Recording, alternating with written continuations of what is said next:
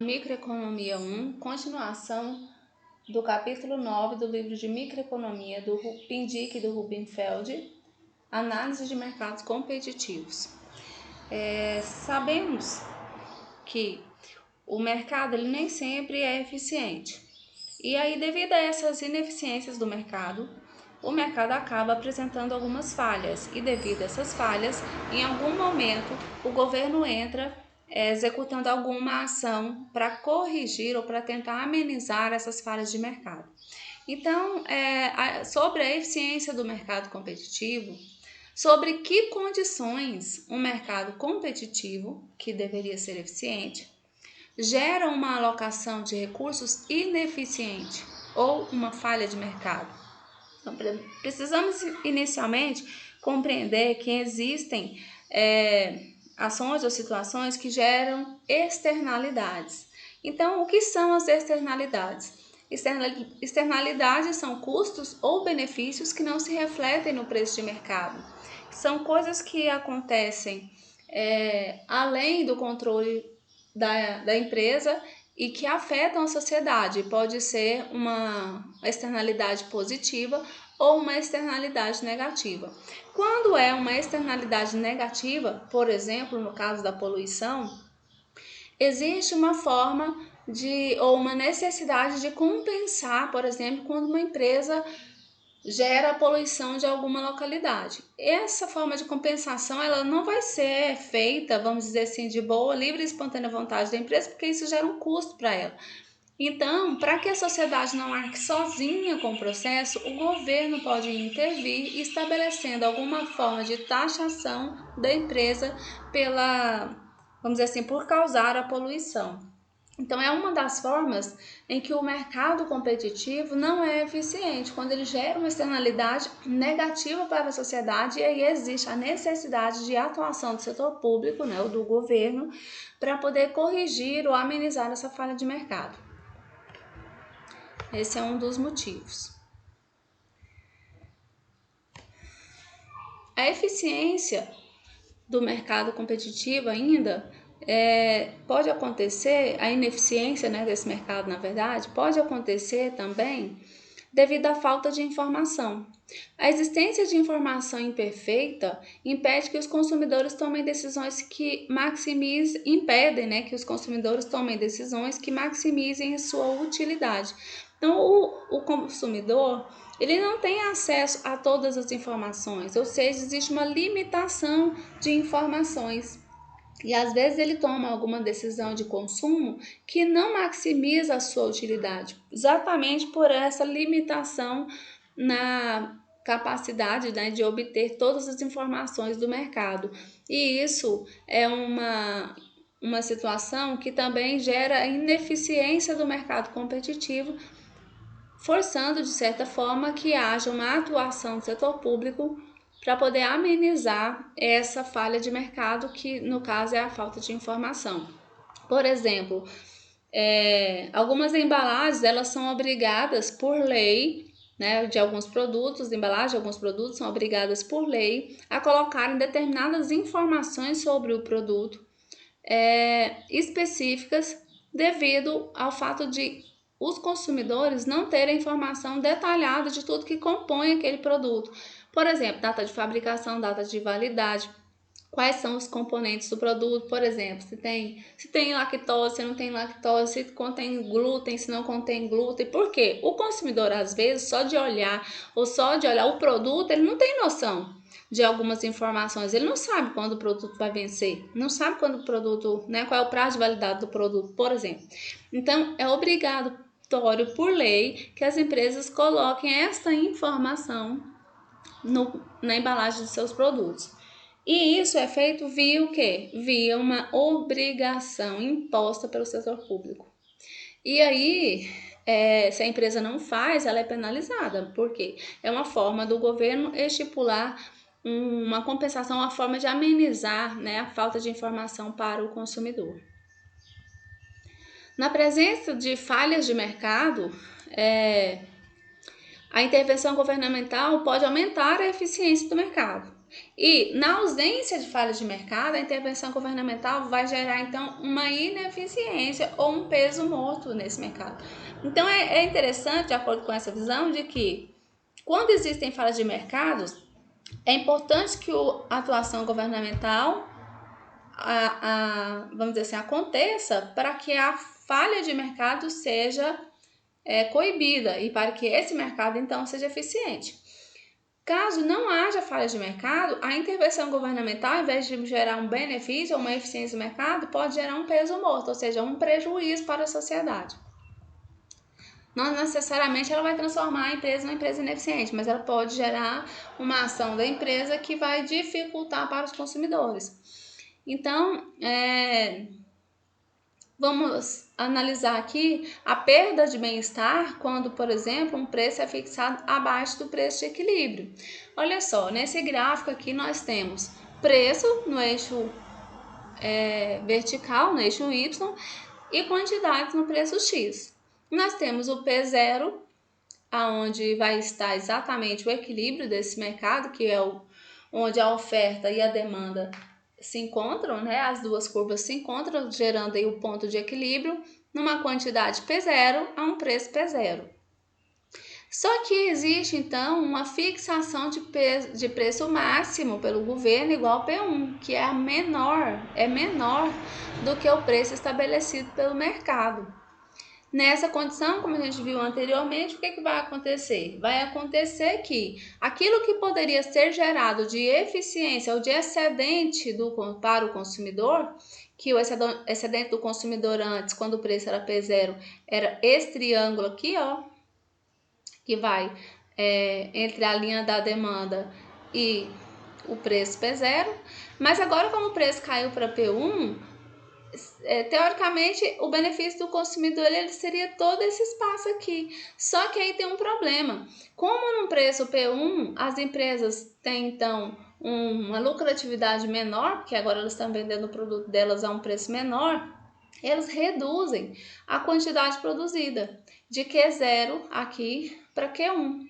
Então, quando as empresas começam a produzir, em vez de Q0, produzem Q1, é uma quantidade bem menor. Tudo bem que o preço do produto está menor, estabelecido pelo governo, mas a quantidade disponível para consumo desse produto está menor. E aí a sociedade, ao invés de ter todo um benefício pela redução do preço, acaba não tendo esse benefício maximizado. Por quê? Porque é uma perda de bem-estar devido à redução da quantidade produzida e ofertada pelos produtores. E se fosse o contrário? E se ao invés de estabelecer um preço menor do que o preço de mercado, o governo estabelecesse ou tabelasse o produto a um preço maior do que o preço de mercado? E se isso acontecesse? Então, olha só, nessa situação, o que aconteceria?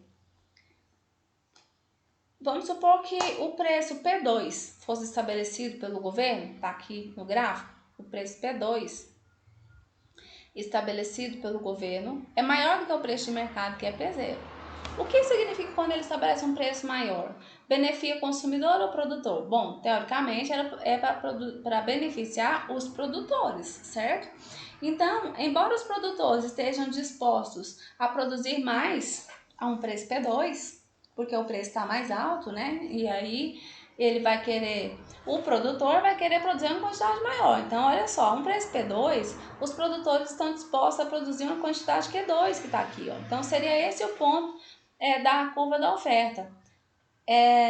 Só que acontece que com um preço tão elevado, os consumidores vão comprar menos mercadorias, porque a um preço de P2, os consumidores estão dispostos a consumir apenas Q3 aqui, ó, essa quantidade aqui de mercadoria, que seria bem menor do que a quantidade ofertada pelos produtores. Aí nessas condições, o que vai acontecer? Se os produtores produzirem apenas aquilo que eles vão conseguir vender, no caso que é aquela parte que os demandantes, né, que os consumidores estão dispostos a comprar, eles vão produzir uma quantidade que é essa quantidade aqui de Q3, ó, que é uma quantidade bem menor do que a quantidade Q0 inicial. Ou seja, haverá uma queda apesar dos produtores terem inicialmente uma ideia, nossa, agora o meu produto vai poder ser vendido a um preço maior, né? A fixação de um preço mínimo de venda pelo governo, a demanda diminui, porque a demanda considera aquele preço elevado. E aí esse preço elevado tem menos consumo, o produto, aí o produto ficaria nas prateleiras, os produtores, para não deixar os seus produtos estocados sem conseguir vender, reduzem a produção até aquele nível de produção que as pessoas estão dispostas a comprar. E aí o que vai acontecer? A quantidade disponível para consumo no mercado também vai diminuir. E aí isso vai causar de novo a geração de um peso morto para o mercado correspondente aos triângulos ali, né, o verde e o roxinho, que é o B e o C, nesse mercado. Não haverá um aumento de benefício para os produtores e também não haverá um aumento de benefício para os consumidores. E aí, nesse caso, não adianta, né, o que o governo tenta fazer, que é favorecer os produtores, estabelecendo um preço maior de venda, que é a fixação de um preço mínimo igual ao P2, resulta numa quantidade demandada menor, que é a quantidade Q3. E aí o peso morto é dado por esses triângulos B e C, que é a perda dos consumidores e dos produtores. E nesse caso, o benefício da sociedade também, depois de um determinado tempo, ele fica prejudicado. E esse é, vamos dizer assim, um exemplo que o livro traz, que é a questão do comércio de rins humanos. Eu não vou focar no exemplo, depois vocês pegam lá o livro e deem uma olhada. Mas aí essa política de preço mínimo, como é que ela funciona? Então, algumas vezes a política governamental visa manter os preços acima do nível de equilíbrio do mercado. Para que isso? Alguns produtos eles têm essas características. Por exemplo, aqui no Brasil, o leite é um produto que na época da seca é um produto taxado com preço mínimo pelo governo. Porque aliás, na época da seca não, na época das águas, quando tem chuva, muita chuva, existe muito leite sendo produzido, porque os pastos melhoram e aí começa a ter uma produção grande de leite. Quando tem muito leite sendo vendido, devido ao fato de ser um produto perecível, existe uma dificuldade do produtor em vender, né, o produto em grandes quantidades no período que está todo mundo produzindo muito. E aí, como geralmente os compradores eles são poucos, né, que geralmente são os laticínios, né, as empresas que processam leite para produzir ou leite embalado na caixinha, no saquinho, ou então para produzir queijos e outros derivados do leite, são poucos produtores, né? Consumidores de leite, vamos dizer assim, diretamente do produtor. Então o produtor fica com muito leite à venda. E esse leite pode cair de preço muito acentuadamente nesse período sazonal que é chamada a época das chuvas no Brasil. E aí o que o governo faz? Para que o preço não fique muito, muito abaixo, o governo taxa o leite. Ele tabela, aliás, o leite. Ele estabelece um preço mínimo de venda, em que os laticínios, no caso, eles podem comprar somente no mínimo aquele preço. Se comprar menor do que isso, a empresa compradora pode ser penalizada. E aí, nessa configuração, estou dando o exemplo de um dos produtos brasileiros que é taxado dessa forma, com estabelecimento de preço mínimo, e geralmente isso acontece com os produtos agrícolas por serem perecíveis, é uma forma do governo proteger o produtor, garantindo para ele um mínimo possível de preço na venda do produto dele, para que ele não tenha tanto prejuízo naquele período. Mas o que pode acontecer é isso, né? Os consumidores não conseguiram ou não quererem comprar naquele preço e aí acaba perdendo a produção e os produtores num próximo momento passam a produzir menos do produto e aí pode gerar uma escassez de produto no momento seguinte, dificultando a situação da sociedade como um todo.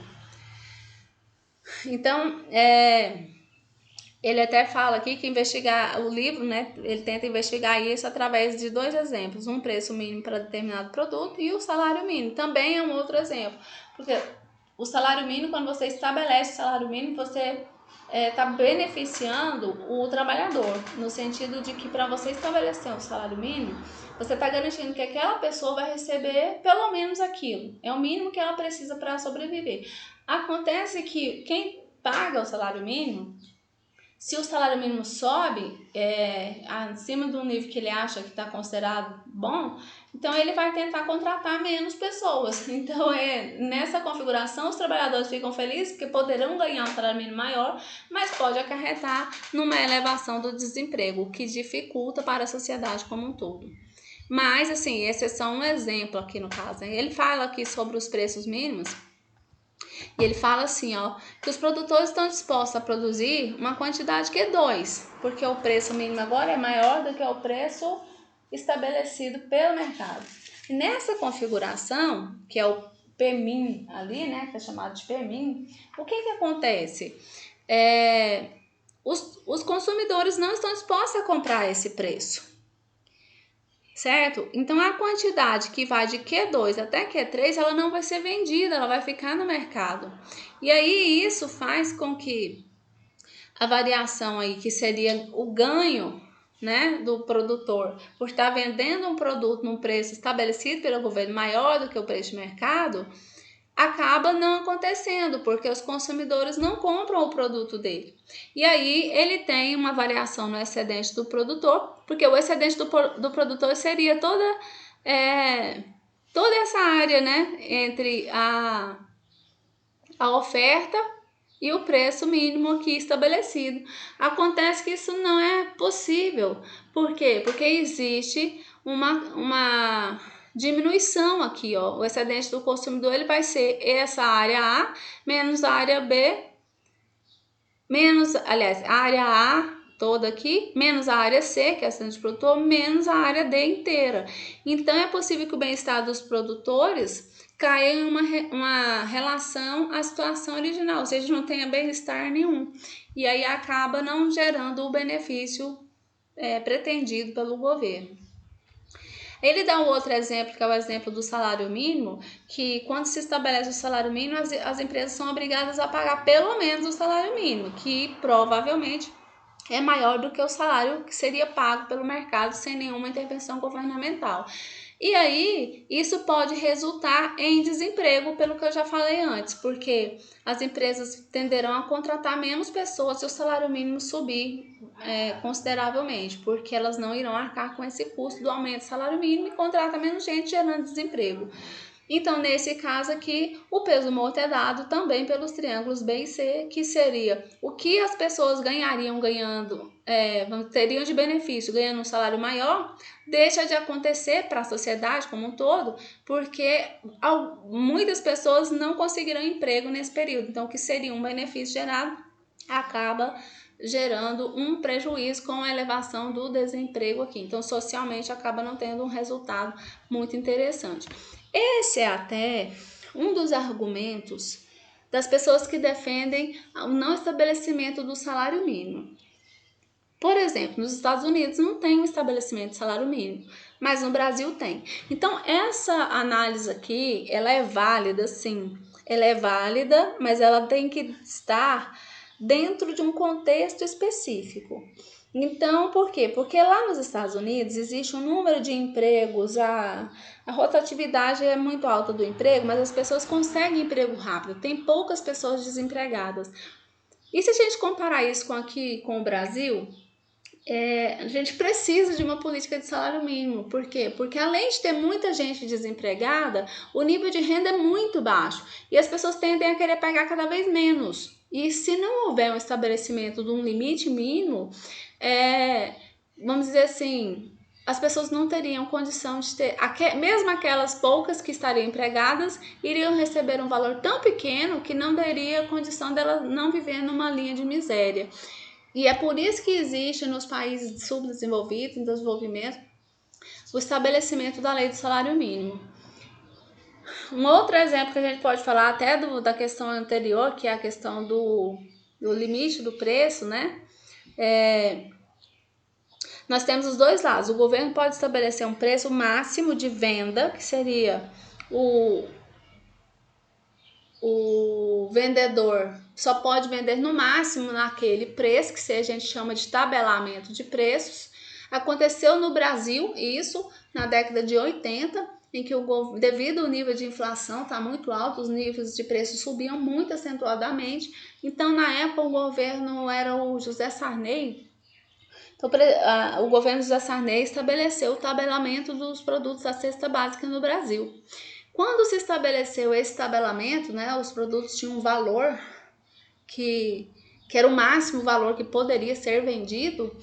O que aconteceu no Brasil foi que os mercados, os produtores começaram a reduzir a produção, os mercados começaram a estocar o produto e acabou que os consumidores não tinham acesso ao produto. Então, nem caro nem barato, não tinham acesso, porque o estabelecimento do preço máximo é sempre um preço abaixo do que o mercado venderia o produto se ele estivesse funcionando livremente. Então, se um produto fosse vendido, por exemplo, a R$20, aí o governo vai lá e, não, esse preço está muito alto, então vamos estabelecer que o produto pode ser vendido no máximo a R$15. Então, os vendedores não têm interesse em vender nesse valor tão baixo. Muitos param de produzir e outros simplesmente estocam o produto. Se é um produto, por exemplo, de elasticidade, que não é um produto perecível, e é um produto de demanda inelástica, que as pessoas precisam desse produto, pode haver a situação, né, de ter produto estocado, esperando que as pessoas, consumidores, pela falta do produto, comecem a pressionar o governo para que o governo libere os preços, e aí os preços voltam a subir assustadoramente de novo. Geralmente isso acontece em situações de inflação muito elevada. Atualmente está acontecendo, por exemplo, na Argentina, o tabelamento de alguns preços. E também a outra forma que o governo pode atuar, que é o estabelecimento do preço mínimo de venda. Então, o estabelecimento do preço máximo, ele tenta beneficiar o consumidor. Tipo, você só pode vender no máximo esse preço, porque as pessoas têm que ter condição de comprar isso. Só que o que gera de prejuízo é que provavelmente esse produto vai sumir do mercado, né? O momento posterior é o produto desaparecer do mercado e forçar de novo para aquele aumento de preço. Então é uma briga aí do governo com o mercado. O outro momento, que seria outra situação, é o governo estabelecer, olha, o preço de compra mínimo é tanto, ou seja, estabelecendo que esse produto só pode ser vendido no mínimo por esse produto. Ele está beneficiando não o consumidor, ele está tentando pelo menos beneficiar o vendedor, dizendo que no mínimo só se pode pagar aquele preço para ele, porque ele não tem condição dele receber menos do que aquilo, senão o prejuízo é muito grande. Então, nessa configuração de estabelecimento do preço mínimo, que é uma política de controle de preço, o governo, então, está tentando beneficiar o produtor. O que acontece é que aí os compradores tendem a não querer comprar o produto fica estocado e o consumidor, o vendedor acaba ou produzindo muito menos, porque para poder conseguir se manter no mercado, ele acaba produzindo menos para não deixar o produto estocado, ou então ele vende o produto num preço mais barato do que o preço mínimo estabelecido pelo governo. E aí acaba que ele não é beneficiado, gerando então uma política que gera um peso morto. É um esforço que não traz vamos dizer, compensação para a sociedade. Então, essas ações de controles de preço, elas só funcionam em determinados momentos e em situações muito específicas. Então, por exemplo, a agricultura tá com... Aqui no Brasil aconteceu de duas formas, né? Que foi a questão do...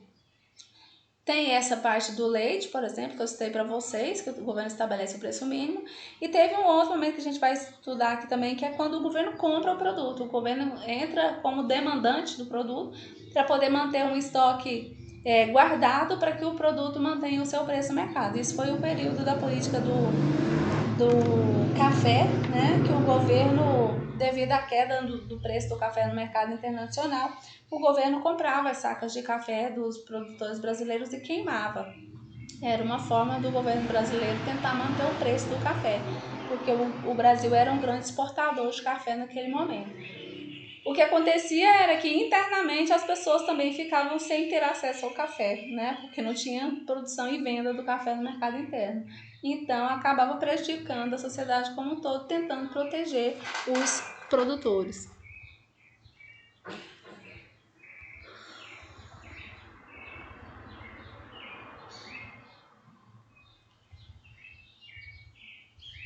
Esse aqui é o exemplo, né, do setor aeroviário nos Estados Unidos, depois vocês dêem uma olhada lá no livro também.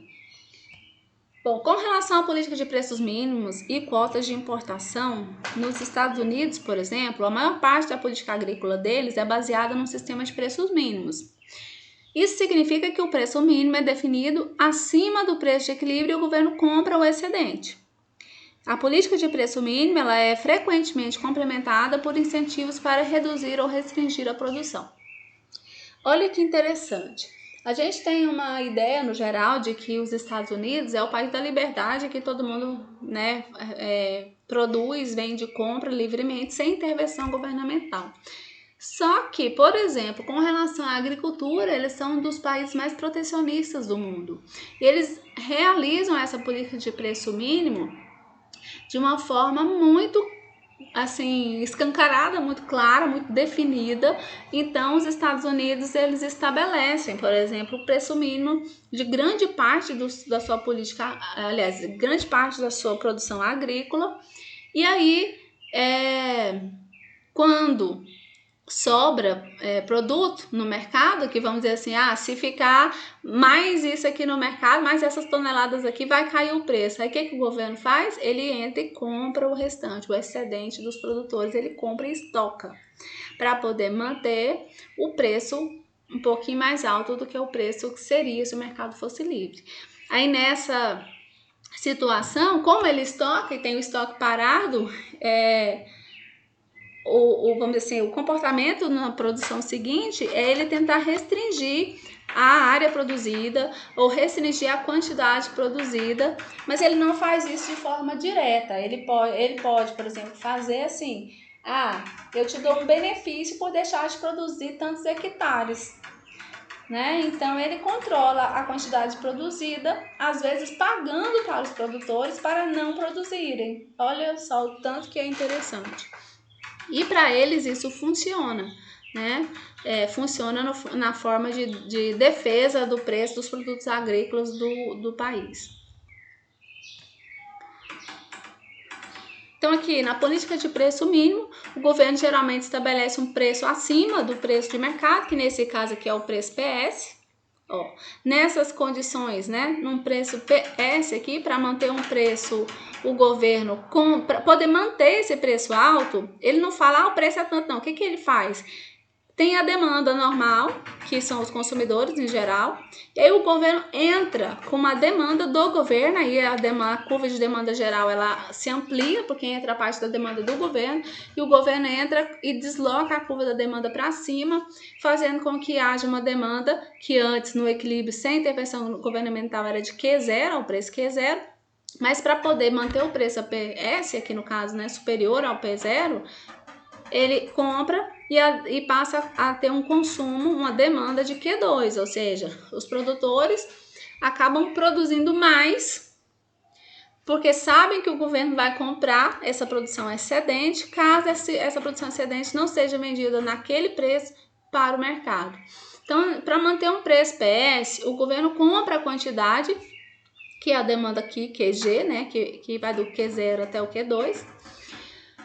A variação do excedente do consumidor, então, é vamos dizer, a área menos a área A e B, e a variação do excedente do produtor é a soma das áreas A, B e D. Nesse caso, o produtor sai ganhando. Nesse caso aqui, o governo ele consegue alcançar o seu benefício, que é manter o preço elevado e beneficiar os produtores, porque além do preço estar mais alto para os consumidores, os produtores já ganham dos consumidores, né? Vamos dizer assim, já tem um benefício, porque o preço está mais alto, tem um excedente maior e além disso ele consegue vender uma quantidade maior a esse preço que é vendido para o governo. Então essa política, nesse ponto, ela é eficiente no objetivo dela. Qual que era o objetivo dela? Aumentar o excedente do produtor, beneficiar os produtores. Contudo, os consumidores, eles são, vamos dizer assim, prejudicados, porque eles não conseguem comprar ao preço P0, porque o preço estabelecido pelo governo é um preço maior, que é o preço PS. Então, os consumidores perdem, vamos dizer assim, um pouco do seu excedente. Em compensação, como os produtores ganham esse excedente de forma acentuada, a sociedade como um todo acaba ganhando um pouco mais aí nessa configuração. A política de preços mínimos ainda, né? Então, aqui nesse caso, o governo, gente, observando aquilo lá, o custo do governo, então, o que é o custo do governo nessa coisa? É representado por esse retângulo aqui, ó. Tudo isso aqui é o que o governo gasta para poder comprar, né, que são as quantidades que ele compra multiplicado pelo preço, pela diferença do preço, no caso aqui pelo preço PS. E aí, esse aqui é todo o gasto que o governo tem, né, o custo representado pelo retângulo, que é o preço PS, que multiplica as quantidades que o governo consome, que é o Q2 menos o Q1. Porque o Q1 as pessoas acabam consumindo. Então, nessa configuração, existe aí uma variação de bem-estar que acaba sendo positiva, né, para toda a sociedade, porque a variação do produtor aqui, o excedente do produtor é bem grande em relação a perda do consumidor, que é essa partezinha aqui, ó, o B e o A e o B. E aí, nesse caso, a sociedade como um todo acaba tendo um benefício maior do que uma perda de bem-estar, certo? Então, esses consumidores pagam um pouco mais caro, mas o produto continua existindo no mercado, não há escassez de produto.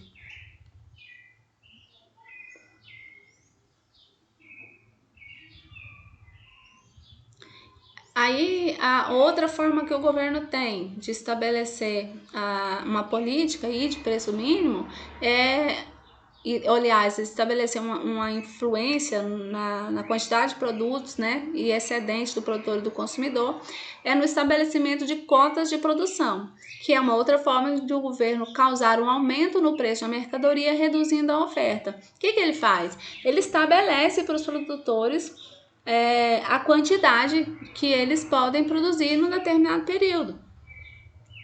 Então, qual é o impacto das seguintes medidas? Controle da entrada de novos ofertantes no mercado de táxi, por exemplo. Esse é um bom exemplo. O mercado de táxi, como é que ele funciona? O táxi, ele é o transporte público, na verdade.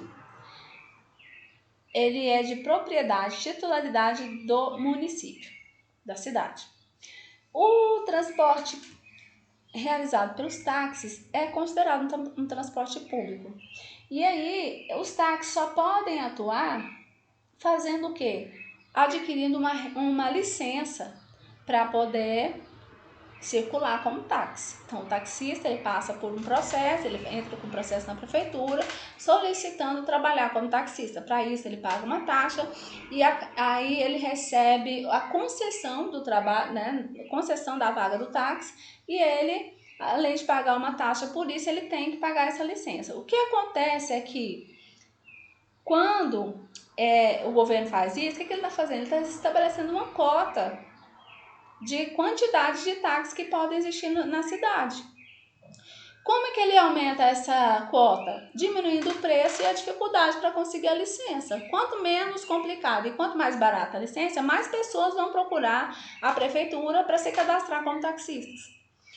Só que quando o governo quer reduzir essa quantidade de táxis em circulação, o que ele faz? Ele aumenta o número ele dificulta a liberação da licença e também eleva o preço dessa licença. Aí o que acontece? Menos táxis estarão disponíveis no mercado. Quanto menos táxis disponíveis, mais caro o valor do táxi. Certo? Mais caro o valor da corrida. E quanto mais táxis disponíveis, menos caro o valor da corrida. Então, nessa configuração, é uma forma de atuação do governo para facilitar que as pessoas tenham mais acesso a esse tipo de transporte, ou de dificultar para que as pessoas andem mais nos transportes coletivos.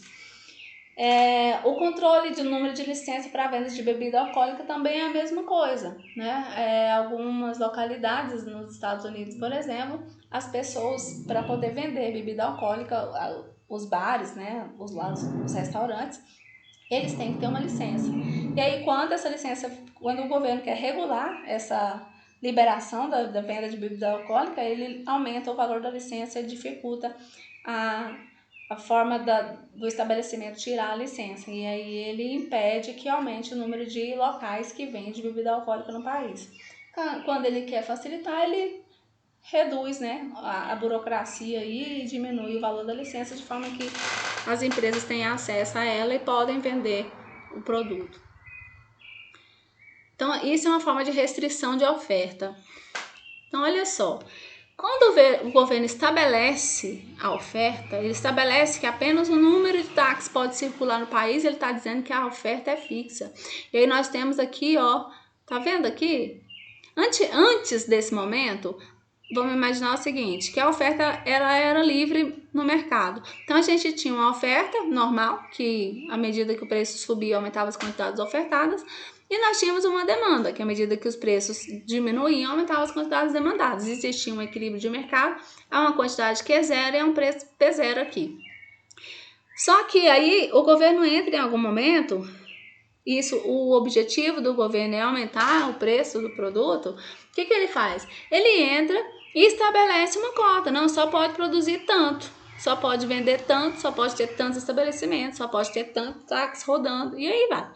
Então, quando ele estabelece uma oferta fixa, olha o que acontece com a curva da oferta. Ela fica fixa. Ela é uma reta na vertical, indicando que a quantidade não vai mudar. Nesse caso, ele estabeleceu uma quantidade ofertada menor do que a quantidade que seria ofertada caso o mercado estivesse livre. E aí, porque tem menos produto sendo oferecido, ou uma quantidade menor de serviço sendo oferecido no mercado nesse momento, por causa da fixação da oferta, ou estabelecimento da cota, o preço sobe, então, de P0 para P2. Então, o que seria o excedente do consumidor acaba gerando, então, que o consumidor tem o seu excedente reduzido nessa configuração aqui, ó. Esse trapézio aqui, A mais B, é a redução do excedente do consumidor. A variação do excedente do produtor é o A menos o C. E aí nós temos um peso morto de novo, que é o B e o C, que era, quando o governo estabelece cota, é porque ele quer favorecer que o preço fique alto, mas ao mesmo tempo ele impede os ofertantes de ofertarem mais e impede os consumidores de terem acesso a mais produtos com um preço menor.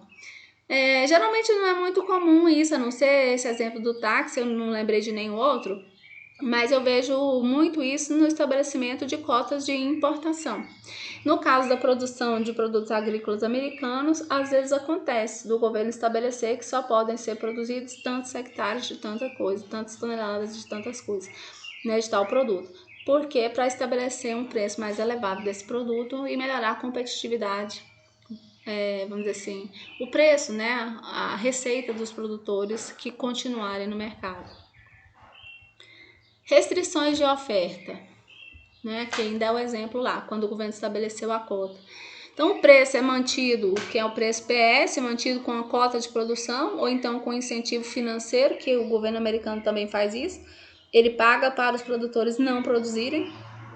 E o custo do governo é toda essa área B mais C mais D, que é essa área que é esse triângulo grande aqui, né? Se pegar o B, o C e o D, que é o que o governo gasta para manter essa estrutura aí um pouco mais alta. De que forma? Estabelecendo cotas de produção ou então pagando, desembolsando financeiramente para que as pessoas, né, os produtores não produzam aquela certa quantidade.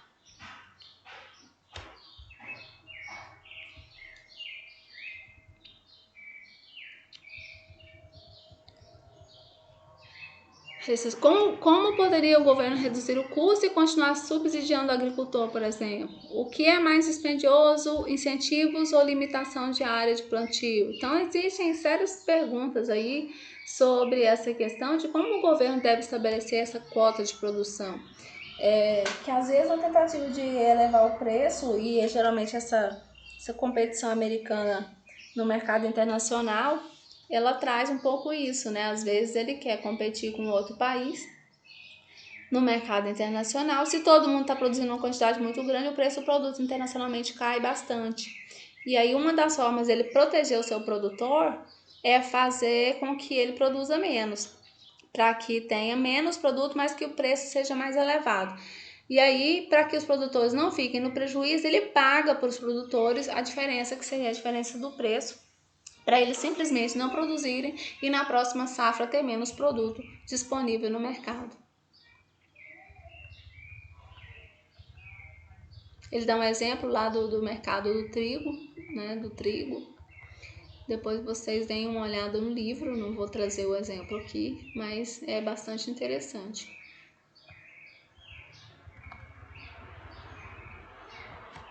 Cotas e impostos de importação. Muitos países utilizam cotas de importação e impostos para manter o preço doméstico de um produto acima dos níveis mundiais. O Brasil faz isso com vários produtos. Eles estabelecem impostos de importação e estabelece também cotas de importação. Então, tem produtos que você não pode importar mais do que certa quantidade e tem produtos que a gente paga, a empresa, para poder importar um produto, paga um valor absurdo de imposto, que na verdade o único objetivo é fazer com que não entre produto importado no mercado interno, porque se entrar muito produto desse, né, no caso do que está sendo taxado na economia, vai ter muita oferta e vai forçar os preços para baixo.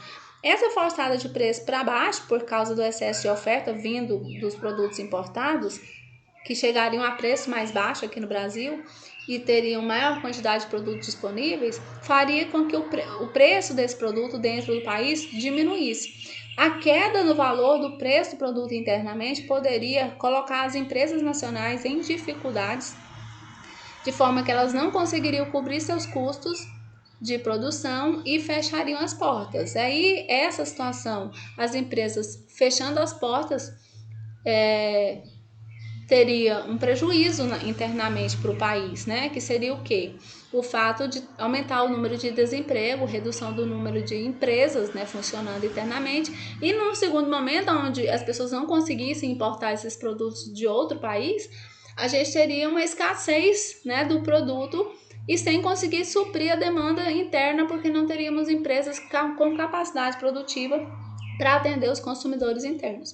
Então, o estabelecimento de cotas e de imposto de importação tem esses objetivos aí e servem para manter o preço interno mais elevado para proteger a indústria, né? A indústria nacional. Então, olha só, em um mercado livre, o preço doméstico é igual ao preço mundial. O preço mundial aqui é PW. Então, o preço mundial PW. E esse seria o preço doméstico, é o preço de um país, vamos dizer assim, funcionando livremente, com produtos nacionais e internacionais. Acontece que nesse preço PW, que é um preço mundial que é bem mais baixo do que o preço interno, as pessoas querem comprar uma quantidade QD, mas as empresas só querem comprar essa quantidade aqui, ó, que é o QW. Então, o que vai acontecer quando as empresas não tiverem, porque o preço está muito baixo, preço de mercado, as empresas não têm condição de produzir e elas produzem QS. Então, elas teriam condição de produzir apenas QS, ou interesse de produzir essa quantidade menor, porque o preço está muito baixo. Enquanto os consumidores querem comprar mais. Essa diferença entre a quantidade produzida pelas empresas e a quantidade que os consumidores querem comprar ou compram vamos dizer assim, a parcela da demanda interna, que é uma demanda de produtos importados, seria o valor das importações. Só que com o aumento das importações no mercado interno, como eu falei, haveria uma queda de preço maior ainda dos produtos internos.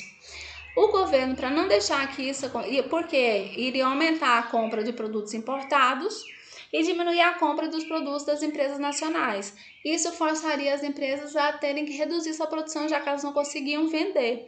E aí, nesse caso, teria um aumento de desemprego. É um exemplinho assim, né, que vai gerando aí, uma ação micro que gera um efeito macro na economia. Então, nessa configuração, o governo prefere estabelecer cotas e tarifas de importação para dificultar a entrada de produtos internacionais dentro do país. Então, a gente estabelece, né, internamente um equilíbrio aqui, onde a oferta quer vender uma determinada quantidade, os ofertantes, os demandantes também querem comprar, que é uma quantidade que se tornaria de equilíbrio para os produtores, que é a quantidade que é zero, que é maior do que a quantidade caso não houvesse a intervenção governamental. Então, as empresas nacionais conseguem vender mais a um preço maior, porque não tem a possibilidade de importar esses produtos. Então, eliminando as importações, o preço aumentaria para P0. O ganho dos produtores é representado pela área A, né, que é a diferença entre a oferta e o preço vendido, né, a distância aí entre a oferta e o preço vendido. E a perda dos consumidores é a área A, B e C. Logo, o peso morto é B e C, porque na verdade não existe uma perda dos consumidores, mas existe um ganho para os produtores, que é se manterem no mercado, enquanto isso os consumidores conseguem comprar uma quantidade maior do produto nacional dentro do país, e aí seria, vamos dizer assim, interessante esse resultado para a economia como um todo.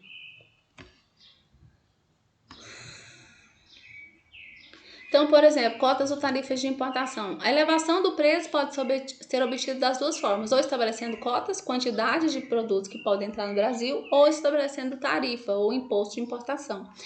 Então, nesse caso, a área A representa o ganho dos produtores domésticos, que vão ganhar agora um preço mais elevado, porque não vai ter produto concorrendo aqui com eles. E a perda dos consumidores é dada por A mais B mais C mais D, porque se eles pudessem comprar o produto... Como é que fala? Se eles pudessem comprar o produto por um preço menor, para os consumidores seria bom, né? Acontece que teria essas consequências aí macroeconômicas no sentido de dificultar a economia interna. Então é comum os governos estabelecerem cotas e tarifas de importação. No caso de uma tarifa, o governo ofere uma receita, né? Porque ele ganha quando é importado algum produto, de modo que a perda líquida para o país é B e C, ou seja, é uma perda menor, porque apesar de entrar produto internacional, mas entra uma receita também, porque está sendo paga uma tarifa para essa entrada do produto.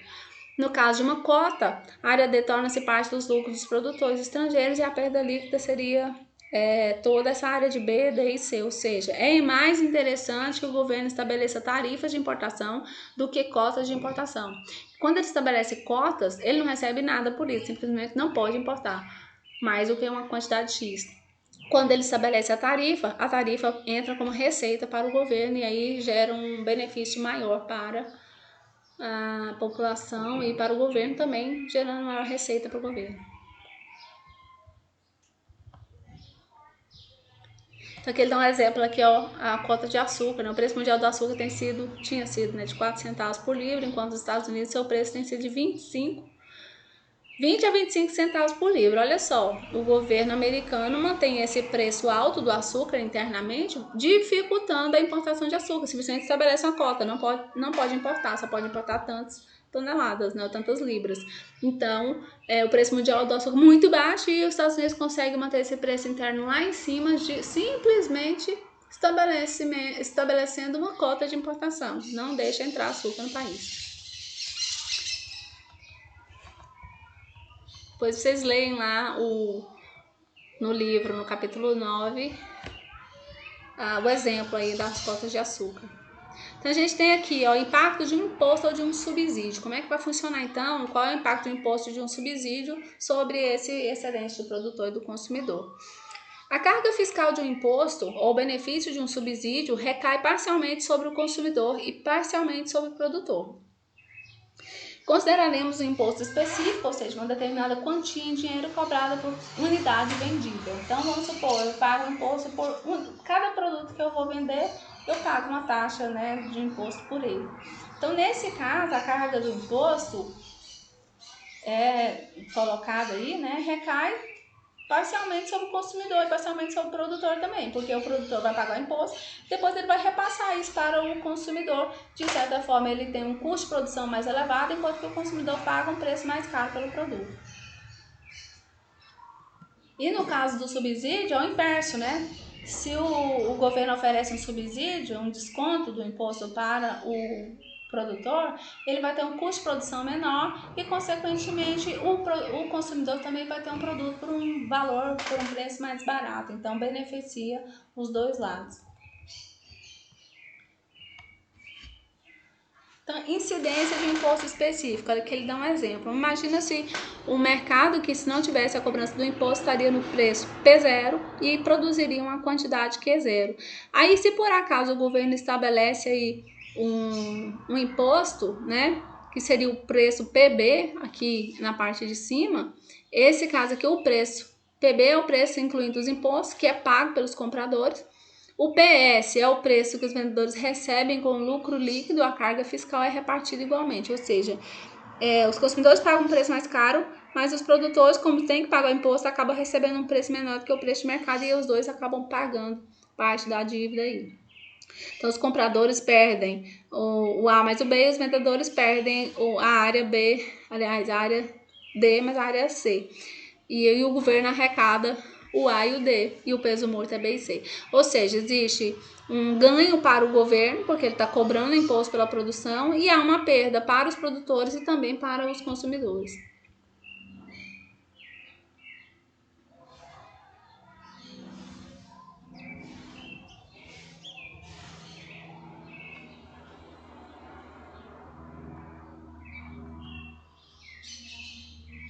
Um subsídio pode ser analisado da mesma forma que o imposto e pode ser interpretado como imposto negativo.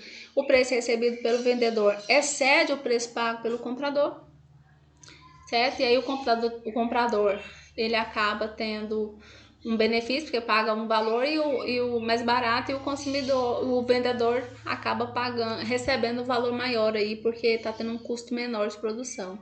Então, como no caso do imposto, o benefício, um subsídio é dividido entre os compradores e vendedores, dependendo das elasticidades da oferta e da demanda. Então, quem perde receita nesse caso é o governo, né? O governo perde o benefício dele.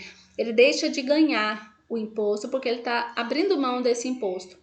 Em compensação, tanto produtores estão sendo beneficiados por terem um custo de produção menor e os compradores também estão sendo beneficiados por terem maior quantidade de produto disponível no mercado e poderem pagar um preço um pouco mais baixo pelo produto, nesse caso.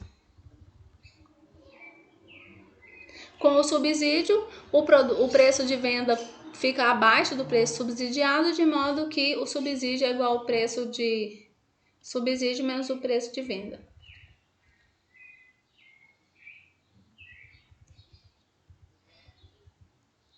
Ele fala aqui sobre o imposto sobre a gasolina, como é que funciona, dá um exemplo, lá no livro também tem esse exemplo, não vou trabalhar esse exemplo com vocês, vocês olhem lá no livro, estudem lá. E aqui nós temos o resumo desse capítulo. Esse capítulo então fala o seguinte: modelos simples de oferta e demanda podem ser utilizados na análise de uma grande variedade de políticas governamentais.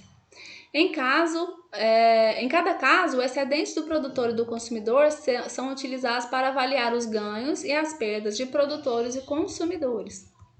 Quando o governo cria um imposto ou subsídio, a variação no preço é geralmente inferior ao total do imposto ou subsídio aplicado. A intervenção governamental resulta geralmente em um peso morto. Então, quando o governo atua, geralmente no final o resultado é nulo. Ou então o resultado não é muito benéfico, mas isso depende, tá? Eu quero só que vocês gravem isso. Depende do contexto, da configuração econômica geral do país, para que a gente possa realmente garantir que está existindo um peso morto aí da atuação do governo. A intervenção governamental no mercado competitivo nem sempre é algo ruim, pode ser que ela traga alguns benefícios, né? E aí a gente chegou nessa conclusão. Existe, sim, a atuação do governo pode gerar um peso morto, mas ela também pode gerar benefícios, como o exemplo que a gente deu aqui das tarifas de importação. Porque além dela impedir que entre... Prejudica um pouco os consumidores internos? Sim, prejudica, mas esse prejuízo ele não é tão acentuado. Por quê? Porque garantindo a existência da empresa dentro do território nacional, você garante que sempre vai ter aquele produto disponível. Enquanto a economia, os consumidores estiverem sempre dependentes do mercado externo, não tiver produção interna daquilo, se caso aconteça algum problema no mercado internacional, a gente não tem garantia de conseguir importar esse produto e aí a gente pode ficar sem acesso ao produto. Então, nesse caso da tarifa, além do governo ter uma receita, existe ainda a garantia de existência da empresa no mercado interno, que garante emprego e renda e possibilidade de consumo para as pessoas. Então, não é um fator tão negativo assim, ok? Então, por enquanto, do capítulo 9 é só, e até a próxima aula, o próximo tópico que a gente vai estudar, ok? Beijão!